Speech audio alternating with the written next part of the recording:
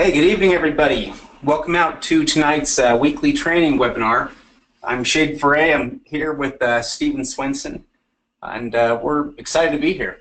Yeah, definitely. We've got some good things to go over tonight. We're going to talk about how to research titles and title searches and kind of get into that whole aspect. I know that we have a lot of investors that are getting to the point where they're going to start bidding on properties soon, and so we have a lot of questions about this, so we're going to have some pretty good information to go over tonight, I think. Yeah, and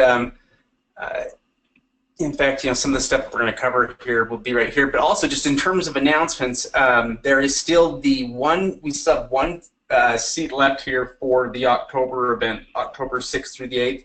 If anybody wants to go to that, I think it's going to be a pretty special one. We've got a really small group that we're working with, and a lot of stuff ready for it. So we're really looking forward to it.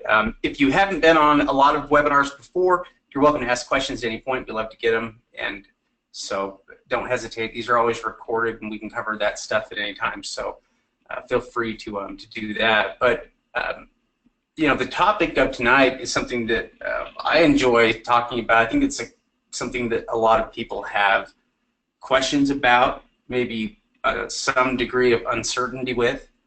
And that's the topic of title searches and the types of records that are involved with a title search. Knowing, I think some of the questions based around how to read title searches, and knowing when it's right to pay to have one done, and versus when and what you can do on your own.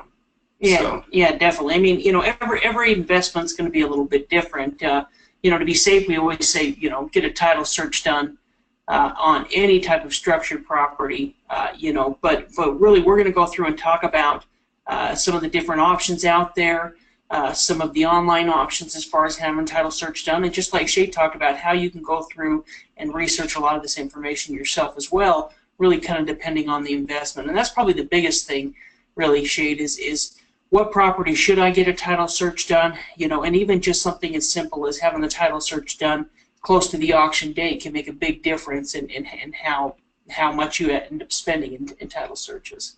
Yeah, I think those are some good points. I think there'll be great things to talk about. So if we happen to cover anything that doesn't make sense, or if you have any questions, it's a ton of information that's packed in, and you may or may not be able to read all the words. And so if there's anything you do have a question on, feel free to ask. But for starters, though, when we're talking about title search, I don't know if anybody's wondering exactly what we're talking about. Why don't we just basically go through and talk about what it is first, and so that people kind of have an idea, because I think a lot of people are not really sure exactly what a title search is. Yeah, well, I mean, really, a title search is just the process of going through all of the deeds, the tax records, the court records, the financial information on a particular piece of property. And so this is going to be done usually by a title company. So a title company will go through and do a title search. And really the main purpose for us as tax law investors when we're looking to having a title search done is we are looking for any other kind of governmental liens. That's one thing that's nice about a tax deed foreclosure, is that it eliminates any of those other type of liens. So we really are just focusing on our title search for any problems, but really particularly governmental liens is what we're looking for. Yeah, I think that's a really good point to make.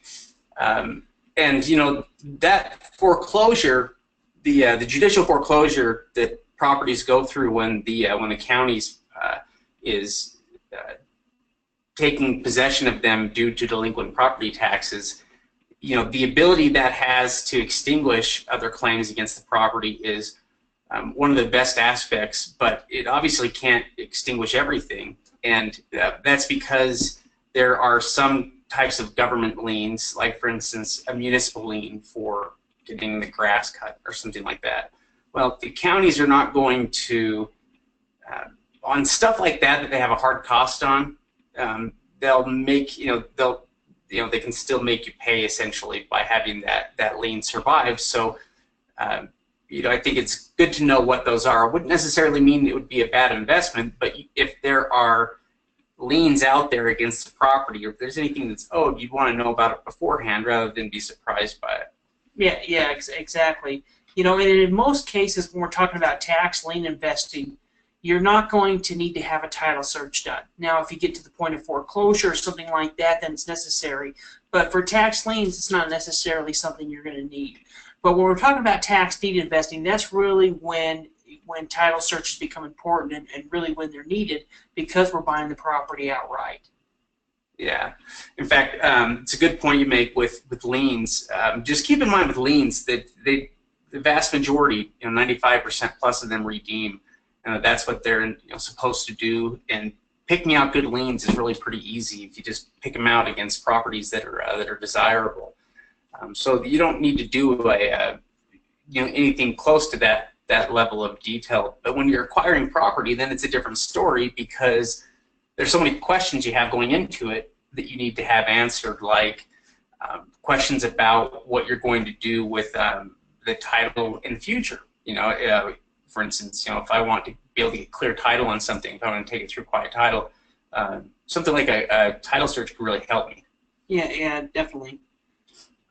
So with anytime you're looking at acquiring property, you want to do some degree of title search. Now to what degree you do is up to you, but we always suggest, like Steve said, when there's structure, having a title search done so that you know everything about it. Cases where we don't is if we're just not investing a lot of money. That minimizes our overall risk because ultimately your risk is limited by the amount of money you invest. And so if we're buying properties for a couple $100 a piece, we're not going to perform title searches on those because for the price we're willing to accept the risk. Yeah, but then again, if we were to spend 10 grand, like we're looking at some Florida properties coming up, some homes that we're looking at. With those homes, we're going to have some type of title search done in addition to our own research. And so what we're going to do is we're going to talk about the different types of title companies, and also essentially the way that you can go and do a lot of this research on your own as well. Yeah. In fact, it's also important, I think, when you are considering title searches on different properties, of wanting to know exactly what the history is and how difficult it's going to be to do something like get clear title, or it might tell you maybe what the best exit strategy is going to be with that particular property by knowing some of these things related to the title.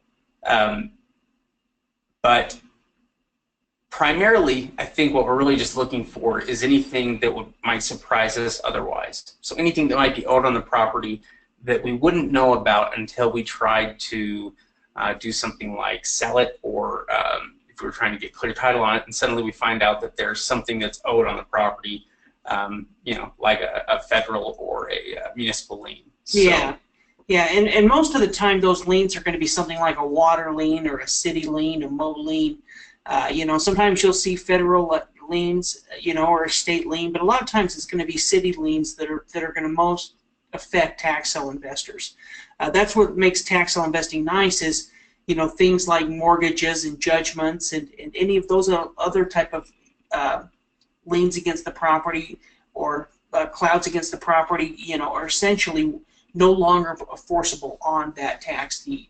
And so that's what makes it nice. Just like Shay talked about, all we really need to be worried about is any of those other type of governmental liens. Yeah, which is really it's amazing that foreclosure process has the power to do that. It's also the difference between a true foreclosure versus a bank foreclosure, which is really a bank foreclosure would be no different than if you set up seller financing on a property that you had and somebody stopped making the payment on it. Basically, as the owner, if somebody stops paying on it, you end up taking the property back and reselling it again, which is really all the bank is doing. They're not actually clearing anything on the title, other than transferring over title if you were to buy it. But even then, if you're financing it, you're still not actually getting the title until it's fully paid for. So, yeah, definitely. When we're talking about title searches, you know, the first thing we recommend doing, especially if we're talking about tax deed auctions, is check to see if the county has had a title search done. Now this isn't going to happen in all states, but you know, we've seen them in Washington, we've seen them in Florida, we've seen them in California before, where these different counties and other states as well, where the county will go ahead and have a title search done. Now that's not going to happen in all places, but if it is available, it's worth contacting the county and finding out if they did do a title search, because that's going to save you some money and have that information already available for you. So you can use, sometimes you can find it online through the county information. Sometimes it's right there available. Like I noticed Washington sale bid for assets that's going on next week that has the the title searches right there available. So it just kind of depends on the county, but that's the first thing to do when you're looking at a tax deed and talking about title, is just check and see is there any way the county may have already done this. Yeah, and it is worth calling them up. A lot of times the county can tell you a lot of things that will save you time, and they want to save you time. I think they want to save themselves time and problems, and so if you call them up to ask them about things like that, they'll most likely tell you, and they can probably tell you things that are maybe unique to that place, especially if it's your first time investing there. There's real value to investing in the same place over and over again because of the learning curve. And so anytime you're at a new place, you always want to make sure you understand everything, because just because you think you know tax liens pretty well, or just because you think you know tax deeds pretty well, doesn't mean that you're necessarily understanding everything that happens in places, because sometimes their terminology is different, sometimes they do things completely different, from what you might think. Oh, well, I mean, you and me are still contacting counties all the time trying to figure things out. In fact, I contacted quite a few counties just this last week, just getting ready for this, for this 3-day that we're doing. Because we're going to have different types of properties available.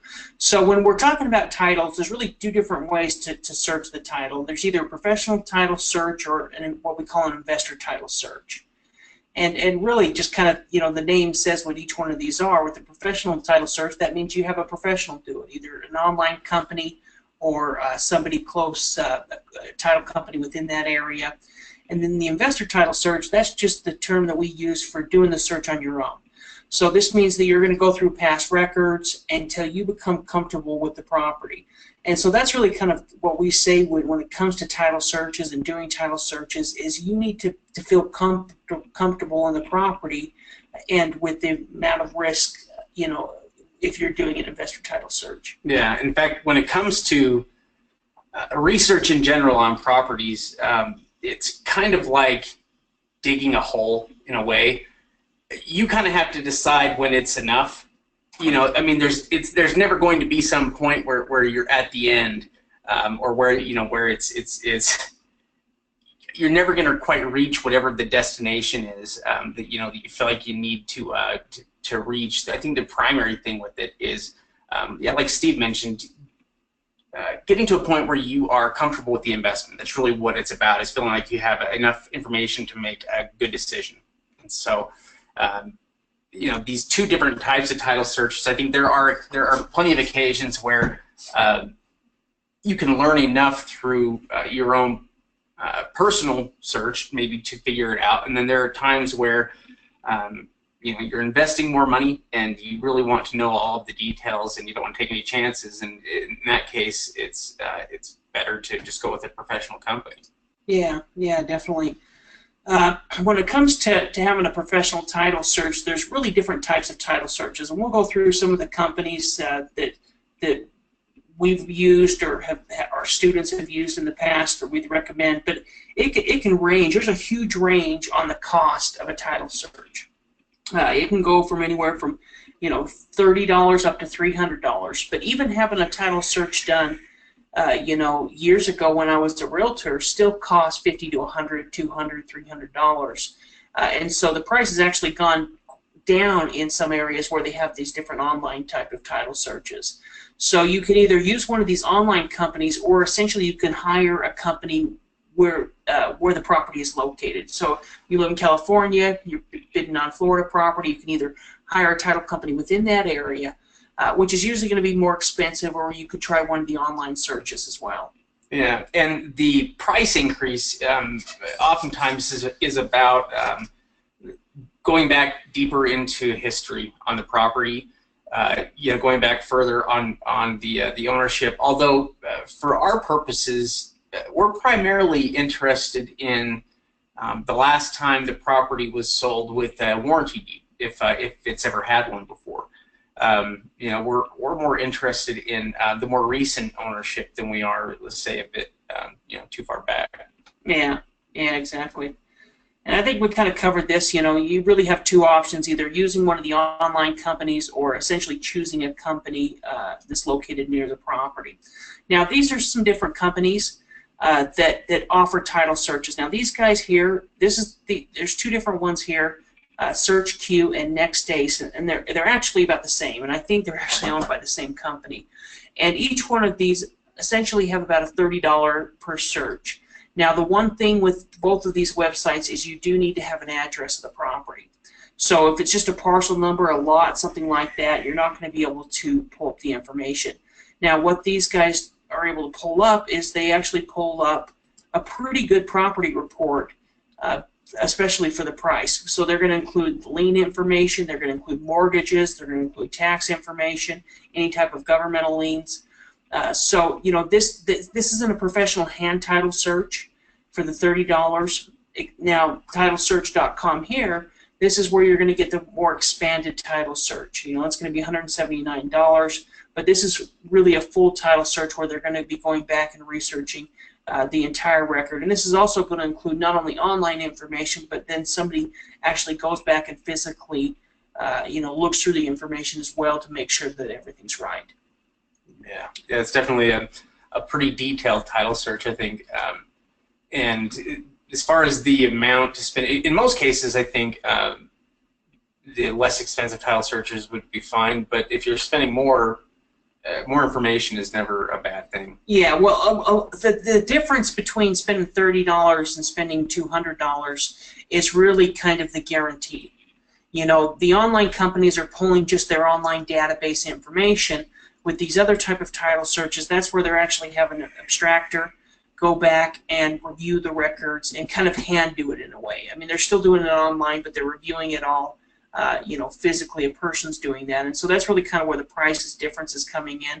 And so it kind of also depends on how much you're spending and what kind of risk. I mean, if we're looking at a property that has a warranty deed from 10 years ago, and maybe we're spending $5,000–6,000 for it, one of these Next Days or Search Q $30 searches based along with our own research, may be just good enough for us to go ahead and make that investment and just, instead of spending $200 or $179.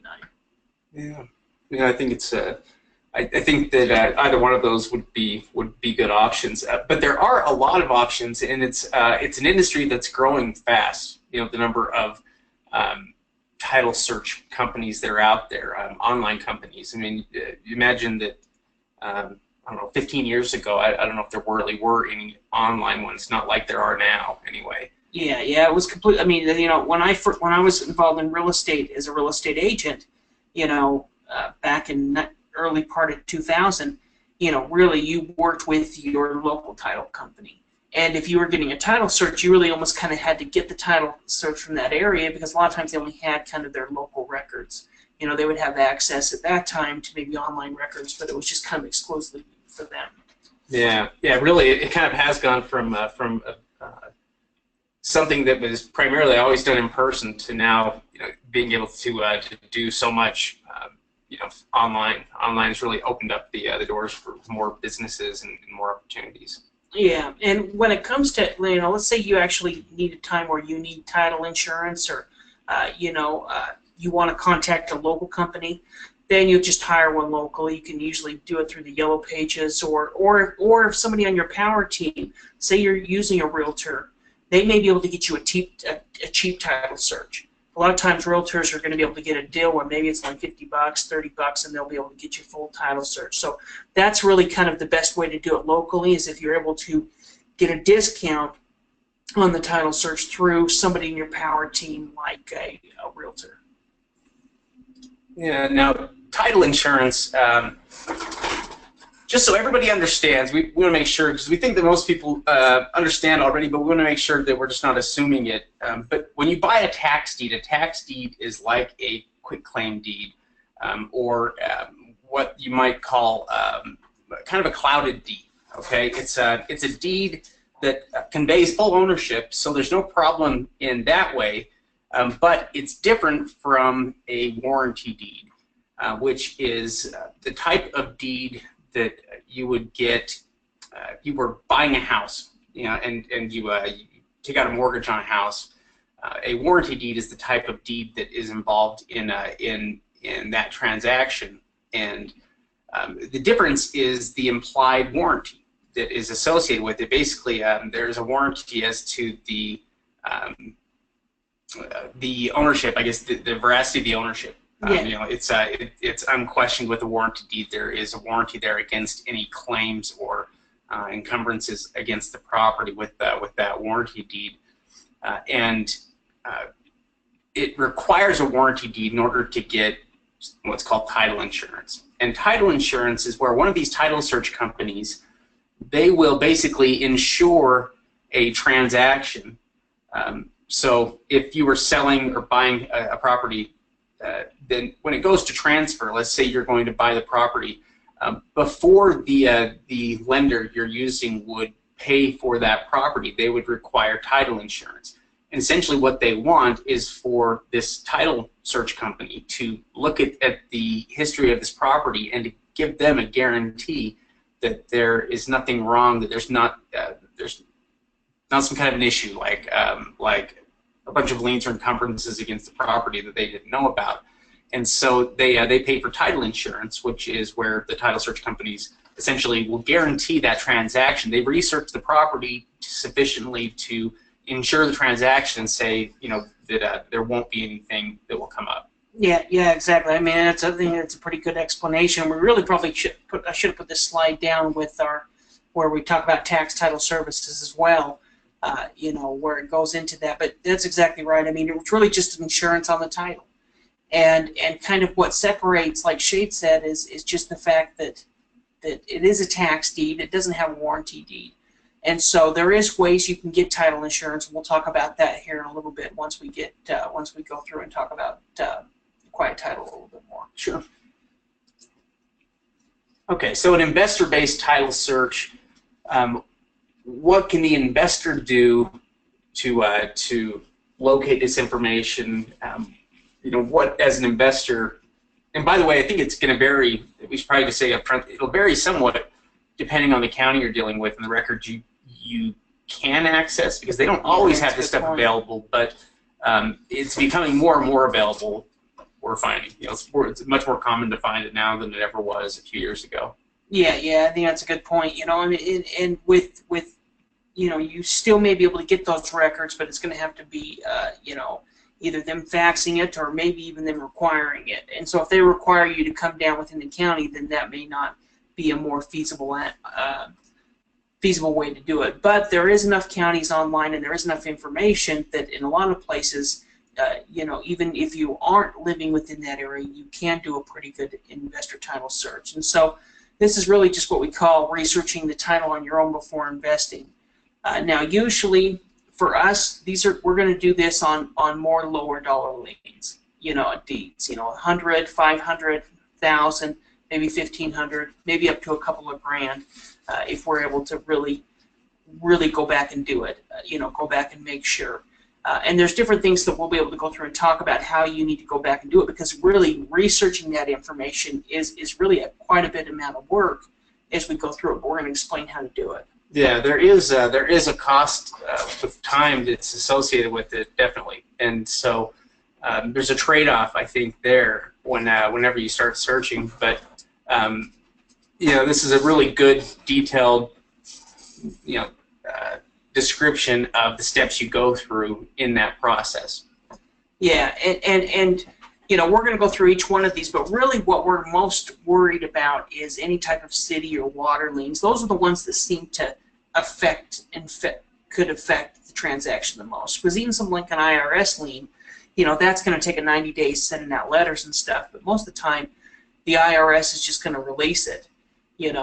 or you're going to get your money back, so you don't have any real risk there. But we'll go through and talk about each one. The first step is really to search the tax assessor records. Yeah, to search the tax assessor's records, and in fact, I might jump back to this here in a second. I think it's a good slide. This is oftentimes where we find ourselves starting whenever we're going after property records. We have a parcel number on the property, and we've located a place on the county website where we can pull up property records, and oftentimes it's somewhere related to the assessor. But if not, the assessor's records are always one of the foremost that we end up seeing. Yeah, exactly. A lot of the counties are going to have the tax assessor records, and we're at least going to be able to get the lot number, the tax history, the parcel number, and many times they're going to have links to the property deed and also where that property deed can be found.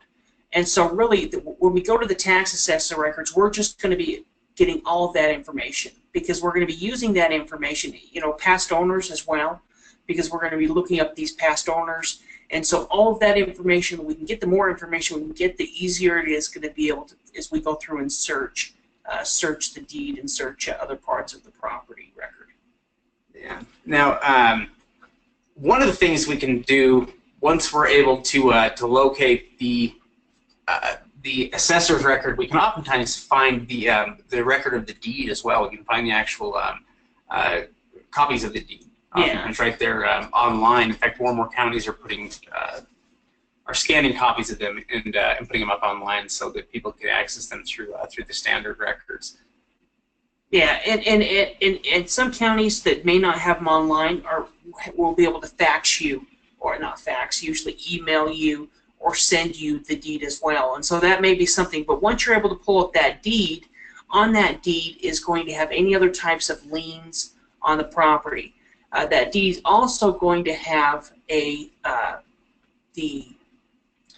deed's also going to have the last owner's information.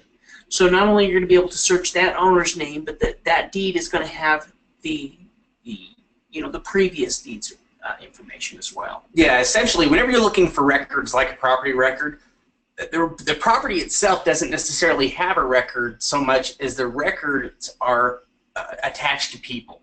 So when it comes to researching property history, oftentimes you're not following the property back so much as you're following back the owner of the property during that time. And so that's part of the use of knowing who some of the past owners are and why that would come up. Now, there are some different ways you can go about doing this, I think. I guess one thing to quickly add about that is just the departments where we're going to find the deed information. And that's usually going to be like the county recorder, the land records, the official records. Sometimes the assessor records will have a link that you can click on that'll pull up the deed information or take you to that deed information. Sometimes you're going to have to find that deed information in a different department, like the land records. So they may have an assessor office, but they also have the land records office or property records, or official records or something like that, where they're recording all of the deeds, and that's where we're going to go to find that deed information. Yeah, in fact, just basically doing the search on a lot of the county websites for land records will yield you what you're looking for there with it. Yeah, so once we've researched the deed, then we're going to essentially research it. So we're going to research the most recent deed first. So we're going to find that first deed for the property, the current owner, and we need to check to make sure that it is the current owner of the property. So what we want to do is we want to just verify each record.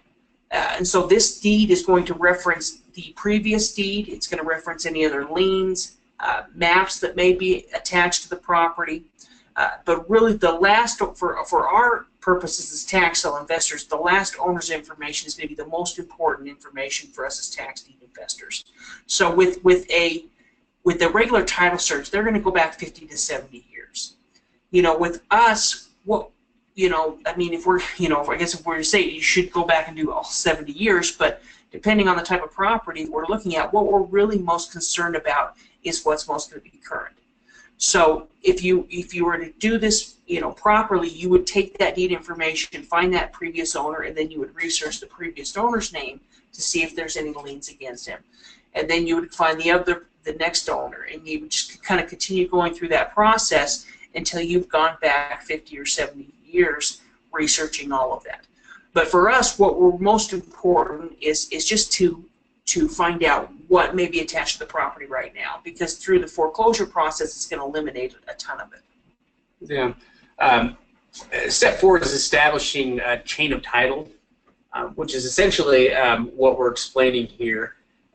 When we are able to track the deeds and the sale of the property from owner to owner, and basically establish that that it transferred the way that basically the way it was supposed to. Yeah. And like you said, we didn't see anything that anything attached to the property there that we haven't seen. You know, and so, you know, this is kind of the difference between the $30 and the $200 title search. Is $30 is kind of like Shade said, getting the current information, and the you know, the $200 one is going through and checking all of this information, going all the way back. But in some ways it's safe, but also in some ways it's a little bit of an overblown, especially if we're investing in, you know, $500 or $1,000 tax deeds, $200,000 tax deeds, something like that. Yeah, I think so oftentimes it really is just about the degree of risk, and the more money you invest, I think the greater your overall risk is. So once we've kind of gone through the chain of title, we're just going to go ahead and finish it up by searching the court records. And so this is where we're just going to review the court records for any liens or judgments. And so we're going to do that through the owner's name. So we're going to look up, you know, John Doe. And we're going to go through and look up John Doe to see if John Doe has any additional liens, any type of judgments against the property. But really, the most important thing for us is governmental liens, because that's what makes, you know, the investing, keep saying that, but that's what makes this investing strategy so nice, is the fact that your regular things like mortgages and judgments are no longer going to be attached to it. You know, I think something just good to point out is the court records are going to be separate altogether in most counties, in a separate department, separate types of records. And so really what you begin to find is you've got many different compartments on different types of records. You have the treasurer or the tax collector's records, and they're all going to be associated with you know, the collection of, you know, taxes against the property and the history of that. You have the assessment, you know, the assessor's records, which are usually about the overall assessment of the property, you know, and its value. And then you have court records, you know, that are basically associated anything legal. I mean, you're talking about everything from lawsuits to you know, liens against properties, things like that. They're done through the courts, and as well as criminal. You know. Yeah, I think that's a great point. You know, essentially, you know, that's what makes this a little bit confusing. It's almost a kind of a process you have to kind of go through to be able to see how it's completely done. But just like Shade said, there's essentially going to be different departments. You know, you're going to have your assessment, you're going to have your land records, you're going to have your court records, and you may have to search this information. Some of it may be connected, like the assessor and the land records may be connected, but the court records are going to be completely separate. And not every county is going to have all this information available online. And so, you know, really, that's kind of what brings up step 6, I guess, is just contacting the city departments directly, because this is usually going to be the type of lien that's most common. From our experiences, some type of water lien, some type of city mowing lien. These are the ones that you may have to pay, and if you know, if there is a lien against the property like this is something that you're going to have to pay. And so, you know, one of the best ways is just to contact the city, the water department directly, and find out if there is any liens against the property. In fact, the county officials will oftentimes, you know, they can give you a pretty good idea of who to contact, because they know which departments or agencies typically have, you know, are responsible for these things and can point you in the right direction with it. I think they're familiar and used to dealing with it. But just the other point I just wanted to make was in that last part, we're talking about searching the records.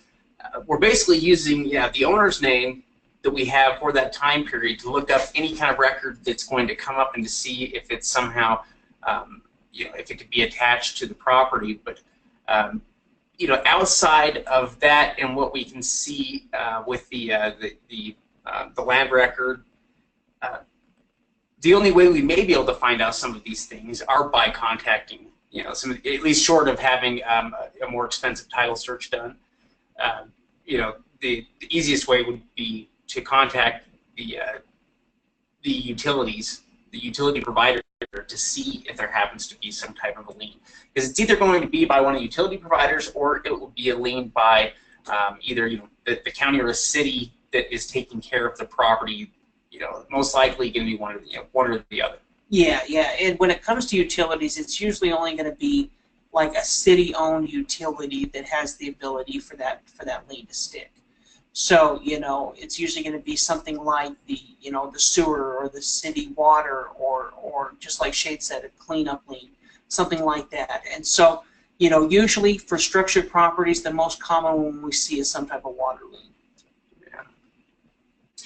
Quiet title is something that we didn't quite get into a minute ago when we were talking about tax deeds, but we did mention that when you buy the tax deed, it's different from a warranty deed. And basically, what that means is you couldn't immediately buy the tax deed and turn around and sell it to somebody that wanted to get a loan on it, unless you might be able to do it through tax title services. And they're a company that will offer title insurance for on properties that don't have warranty deeds, and essentially what they do is they'll look at the property history and they'll do their own research on it, and then they'll insure the transaction in the same way and charge their fee for it. It seems like their fee is $2,500, $3,000, something like that. Yeah, it's between $2,000 and $2,500, depending if it's tax title services or clear to sell. Yeah, but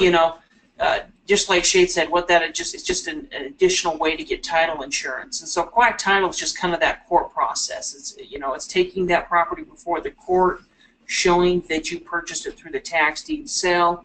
There'll be letters that are sent out to the properties owner, letting them know that it's essentially going through quiet title. And the only way that the property can really be held up through quiet title is if there was some type of mistake in the original offering, like they actually paid their property taxes and for somehow this county made a mistake, which is very, very rare. And so, really you can get quiet title through hiring an attorney, or there's also different companies that do it as well, depending on the area. Sometimes they're in specific states, there's companies that specialize doing quiet title within that area. Yeah, so in other words, when you go to buy a property, one of the decisions you'll need to make on it is about how you want to sell it or what you're going to do with it. And really, you're either going to, I guess you could keep it, or you're going to sell it wholesale, or for you're going to try to get market value for it, which is top dollar. And when you're looking at a property, that's part of what you have to decide is which one is going to be best. And if you decide that you want to sell it for market value, or if you're going to hold on to it for a little while, then you should do it as well. Then quiet title is what you're going to want to pursue, and it's what will get you that warranty deed again on the property. And I kind of think of quiet title, in a way, it's kind of like the foreclosure process again, the notifications for foreclosure. When the county's preparing to foreclose on properties, they send out the notices, and obviously it's a big deal at that point because their person's about to lose the property, and at this point the property is already lost long ago, and I don't think there's really not a lot of disputes in terms of what's already happened because the property was already long lost. In other words, it's not really something that's in dispute, but it's part of the legal process you go through with quiet title to get that warranty deed again. It has to be the letters have to be sent through an attorney. It's official. It's something that's covered in state law it varies a little bit from state to state, but different states have procedures and different things they follow for quiet title, and they're not all the same. Yeah. Yeah, I mean, it's possible that you could do quiet title on your own, but it's a ton of work and something we don't know how to do. We understand how it works, but it's a pretty complicated process as far as for somebody, especially if you don't understand the law within that area or investing outside that area. Yeah, if you're going to look at quiet title, you can get quotes done from real estate attorneys that are in that area, or if you're working with a realtor, you can ask them who the real estate attorney in that area is that they use. But you can get some idea. It's probably going to cost you, though, like it says right there, I mean, $500 to $3,000 depending on the property. Some properties require a lot more work. I guess more letters going out to more parties and are more detailed, and that will affect, I think, how much quiet title will cost. You can generally get an idea of what the cost will be before you actually have it started. But the benefits, though, once you've got a warranty deed, you're in business. With the warranty deed, it's got full market value. You can if you own it, you could borrow against it if you wanted. While you were renting it out at the same time. So many things you could do with it once you're able to obtain a warranty deed on it. Yeah, I think that's a good point. And one quickly thing to add is that when you're looking at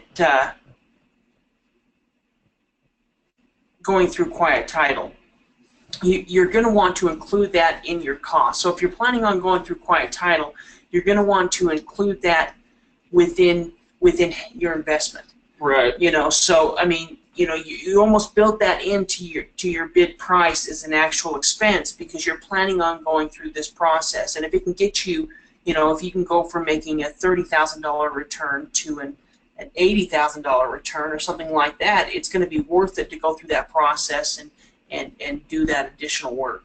Yeah. In fact, there are, I think, the considerations when you're trying to decide whether or not you're going to try to sell it wholesale as is, or whether you're going to sell it on market. If you're going to try to sell it for its market value, and the things like the repairs that are going to be needed are something that you would have to consider and account for, and along with things like Steve mentioned with the quiet title, having that done, and as well as any holding costs that you're going to end up incurring. And holding costs are things like the taxes that end up being owed for the year while you have the property, or they could be different bills, things that will come up like the waste management fees, that you'll be charged, and things like that. So you do want to account for those, and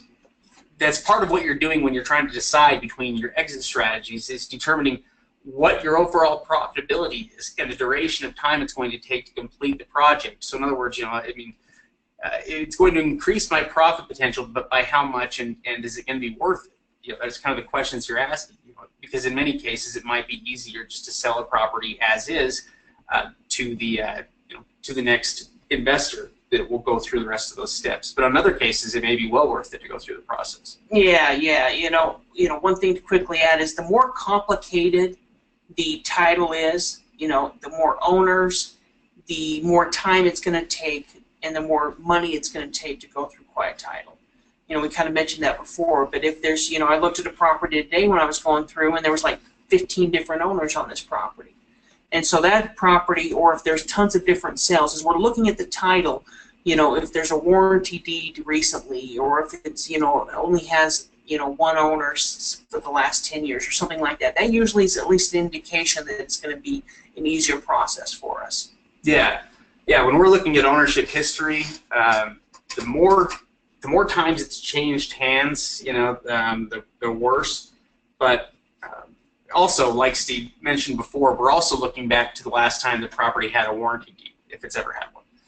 Because if when we say a simple ownership history, if the last time the property was transferred before it was foreclosed on by the county was with a warranty deed, that's a simple ownership history. because it means that there really wasn't anything that happened between the time the property had a warranty deed and the time that the county foreclosed on it because of the taxes that were owed. Yeah, I think I used to have the prices up here. I must have. Well, they must have gone up. But we can go and look at some examples here, or we can look at. I'd love to look at some of these different records here. But Tax Title Services, though, is the name of that company. There's also ClearSale. Yeah, and both of them seem to be pretty good companies. They have different prices. They have different services, depending on the state.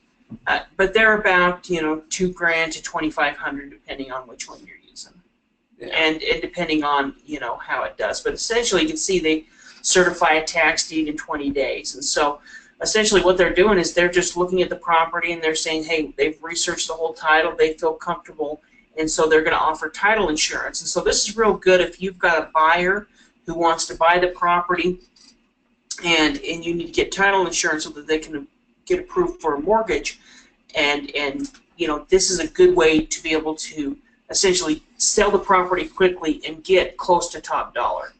Yeah. It's actually a question that we do get sometimes when people are basically wondering how we decide on properties whether or not we're going to try to pursue a warranty deed on properties. And really the answer for us is about how much it changes profitability, and also the type of property that we're dealing with. On a lot of pieces of raw land, it's less important to us to have that warranty deed because the nature of land is different, especially if we can offer seller financing. With seller financing, you're basically able to offer it to more people than you would otherwise, and if you're going to go through that kind of a time frame, it could be worth it to do it. But I think the question is, how will that change the overall profitability? And if we're talking about a pretty valuable property, then it could make a big difference. But if the property doesn't have a high value, then it may not necessarily be worth it to go through that. It might be it might make a lot more sense to simply sell it as is to an investor and move on to the next investment rather than going through the time to get clear title on it. Yeah. Every property is going to be a little bit different. I guess if it was getting $40,000, $50,000, $60,000, and it was, you could get a quick return on it, or a good return by going through it, then you could possibly look at it. But if we're talking about building lots under $30,000, most of the time you're just going to be, like you said, wholesaling those properties or seller financing those properties, something like that. Yeah, and at some point, granted, at some point somebody may want to take the property through quiet title and get a warranty deed on it. But for you, it's a question of what is the most effective use of your time and what's the most effective use of your money. And if you don't have a lot of both, then it may be easier to sell it as is. Yeah, and some states, every state's going to have a time frame where they'll automatically issue a warranty deed on the property. So in Florida, for example, it's 4 years. So, if you were seller financing it for 4 years, or let's say you did a 5-year seller financing contract, well, after a period of 4 years, you're going to get a warranty deed. You can go ahead and issue them a warranty deed once it's done 5 years later. Yeah, they basically set it up so that if you pay your property taxes consistently for a number of years, that they will make it easier to get the warranty deed on it. And if you're going to have properties long term, it may be worth looking into what it would cost to do it. Or if you end up having a real estate attorney that is working with you on lots of other properties, then it's not a problem usually, I think, to have them do a little bit more if you're doing enough of it. Yeah, and you might, we don't know. I guess what I'm saying is you might be able to find an attorney out there that'll give you a deal. Maybe they'll do it for $500 or $600 or $800. It's not going to cost you $2 or $3 grand. So maybe it's worth it on if it's under $1,000 and you can find an attorney that's you purchased 3 or 4 properties, and and it's going to be worth it to add an extra $1,000 expense to that property because now you're going to be able to sell it for, with a real estate agent for full market value. Also one good idea is attorneys are kind of like doctors and other professionals. I think each one's a little bit different, and you're not necessarily always going to find one that is ideal for you. We've found plenty of people that we didn't necessarily want to work with or didn't end up working with because they just didn't really want to do anything. One way you can get around that is if you start talking with other investors in the area, and you can become familiar with other investors and find out who some of their resources are. This is good for not only locating, like, let's say, a good real estate attorney, but also for good subcontractors that can do work, on rental, on different types of investment properties. Because, obviously, I think all investors that own the property are trying to accomplish the same thing. They're trying to spend, as little as they can, but at the same time still get results out of it, and that takes a special kind of subcontractor. And sometimes investors are exactly the ones to ask to find those types of people. Yeah, I think that's a great point. And with Facebook groups and all of these different online groups, it's pretty easy to find. You can almost find a group of real estate or real estate investing club in almost every market. And so you could, that's one thing that would actually recommend is if you're, let's say you're purchasing property in southern Florida or whatever it is, going to that particular area or going on Facebook and seeing if there's groups, or online and see if there's groups or clubs or anything like that within there. So it might just be as easy as joining a Facebook club and essentially asking, hey, is there any good real estate attorneys that are willing to go through quiet title? And you may get, the perfect person contacting you back. Yeah. Excellent. Okay, so why don't we do this? Why don't we just take a look at some examples here when we've got some time? And anybody has questions here, you're welcome to ask them. But let me switch this over. Okay. All right. So we're going to start off here, and we'll go to the online auction section here. I'm thinking we go and take a look at either the stuff we're looking at in Washington earlier or Florida, whichever one you think. Yeah, well, I was looking at an auction happening tomorrow. I've actually invested within this county before, in Polk County, and they had some pretty good properties being auctioned off tomorrow. Let's take a look here. All right, so basically what we're looking for here is for the deeds. We're going to go down here to Polk, and this will give us a direct link there to it.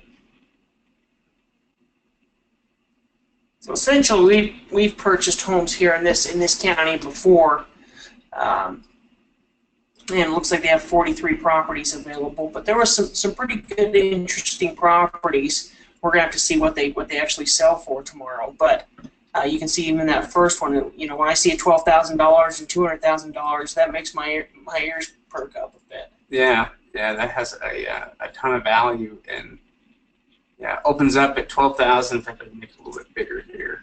Not too big. Stretch this out just a little bit here.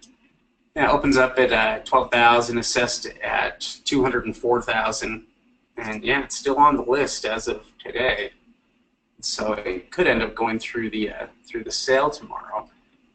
I just grab the address. Oh, interesting. Oh, looks like that was probably it. It went from vacant to improved right there. Yeah. By the way, what we're looking at there is you can see it's a newer property, 2004, about 3,800 square feet. Yeah, let's get a quick image of it here. I'll just grab that address.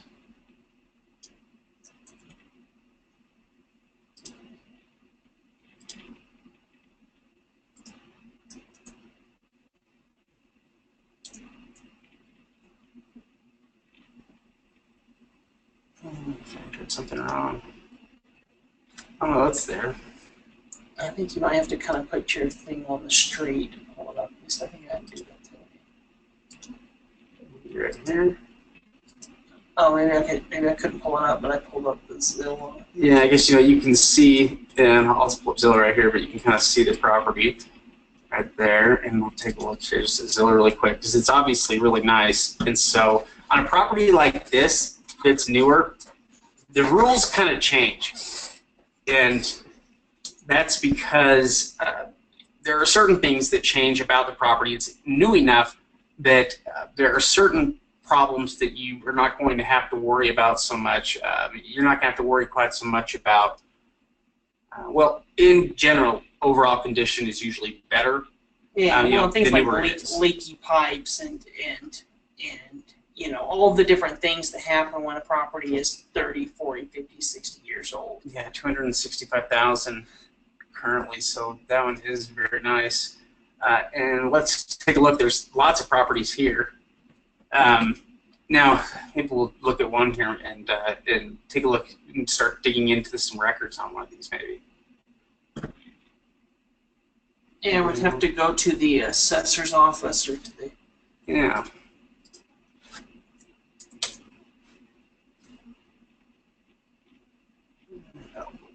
Look at Polk County here.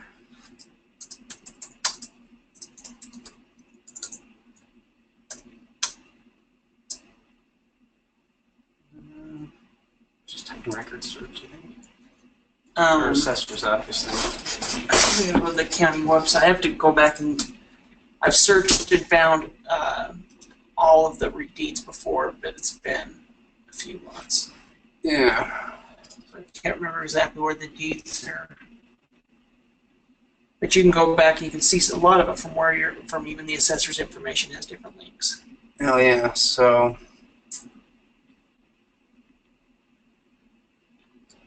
Let's copy that. Okay, so that'll work here for us anywhere. Parcel ID.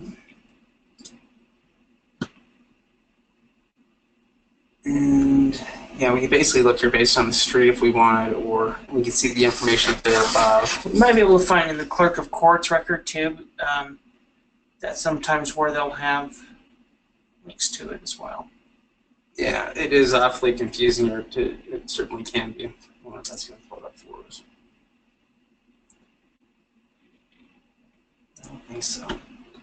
Let's take a look here and see what else is at this place. So this one right here, we've got right down below. This one's opening bid of 1,100 and assessed at 500. I'm not sure what that is. Probably a piece of junk land. Yeah, so we're not going to worry about. Yeah, we've got a $3,000 opening bid and a $32,000 value. And so again, this one might be a good one. We can take a look really quickly and see what. In fact, this is the county today that we saw that newer mortuary that was being listed for sale. Oh yeah. Okay, so we've got this house right here that is listed for $3,000, $3,100 opening bid, assessed at 33, and probably has it's probably a market value quite a bit higher. Market value of $50,000, and so that would be a great little property. In fact, yeah, the rent estimate on it, $885, it would be a fantastic little property, perfect. Yeah, there really was quite a few good properties, and even there's one, 120 grand. I believe that one is the mortuary. Yeah, $9,000 opening bid amount. But if that did go to tax sale, it looks like that there's I looked it up today just to see if the business was still going, and it's still an active business, which means you could go ahead and just rent it to the current owners. Maybe even do like a seller financing option for them, so that they could get the property back, and maybe you just sell it to them for a discount, sell it to them for 30 grand over 10 years or something like that. That is, that's a great property. In fact, yeah, that opening up at 9,000, that will be a screaming deal. There's another really nice home. There's quite a few good, nice properties on this list. Yeah, this one may be a bigger piece of land. Yeah, I believe so. $60,000, and then we've got. It's interesting, because you have some that have opening bids and assessed values that are not all that different. Yeah, and with those ones you can check to see. You know, this one right here, I believe that was that commercial property Oh yeah, that's right. that I was showing you earlier today.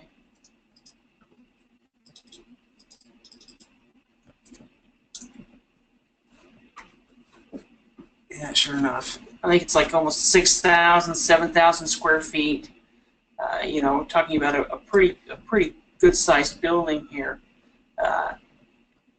You know, going to the tax sale for 25 grand. You know, it's worth $300,000 plus. That's weird. I was having a problem today too, so I was kind of just going down and clicking on it, buying. There we go. We can at least see it here.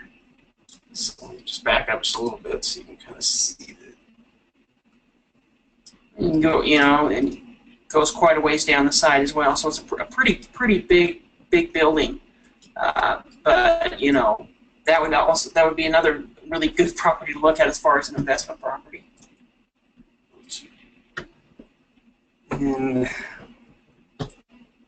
I'm interested sometimes in the case numbers. You know, they'll keep information that can be handy too. Any kind of links they provide, it's always worth clicking around and seeing what information or records the county's including. Yeah, when you go to the clerk of court, you can go to a search where you can search the deeds. They have a deed search where you can actually go through and search them, where you can pull up more of the information. Let's take a look.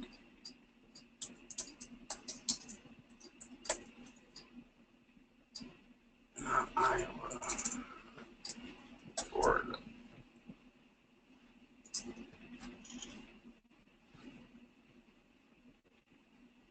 And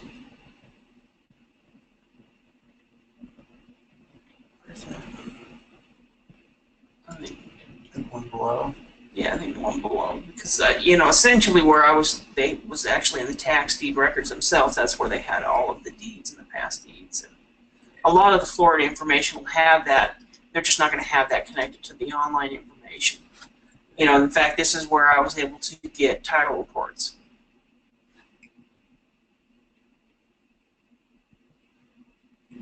Might try the link here. It's not going. No, neither of the links is really kicking on here, working for me. Maybe their website is down or something. Which that does happen too sometimes. You know, we're regularly on county sites, the records places when suddenly something stops working with it, and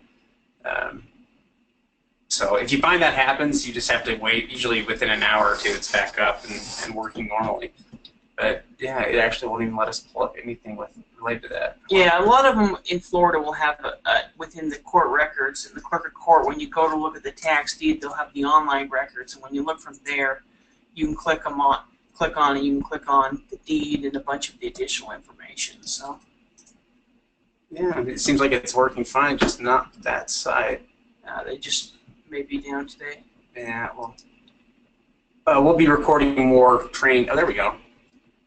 Actually, here, just pull it up here for us. Now we can see some of the different types of records they've got right here. I mean, go to the tax deed sales online, I think, unless that takes us to the online site.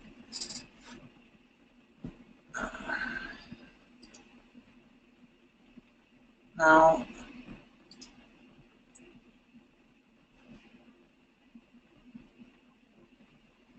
I don't know. I'd have to look through it before. Yeah, we kind of went in there through it's backwards off this way. Yeah, they have a place where you can go and search all the information online. It's been 6 months, 8 months since I've done it, so I have to go back and see it. But that's also part of the trick, though, is figuring out who has which records, because it's not always, it's not always really obvious. Sometimes it's here's the court records. See if it does something different on that. Search online. There we go. Well, this would at least give us. Yeah, this is where you can look up by the parcel number.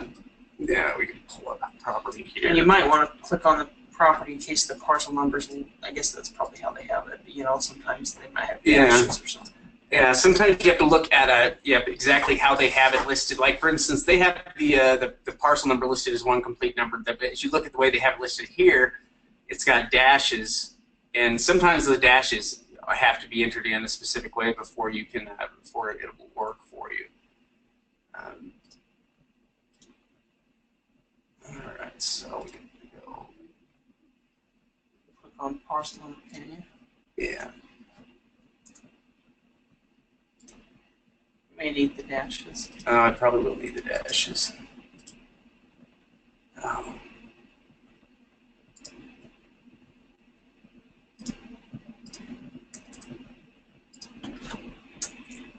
Which is kind of funny.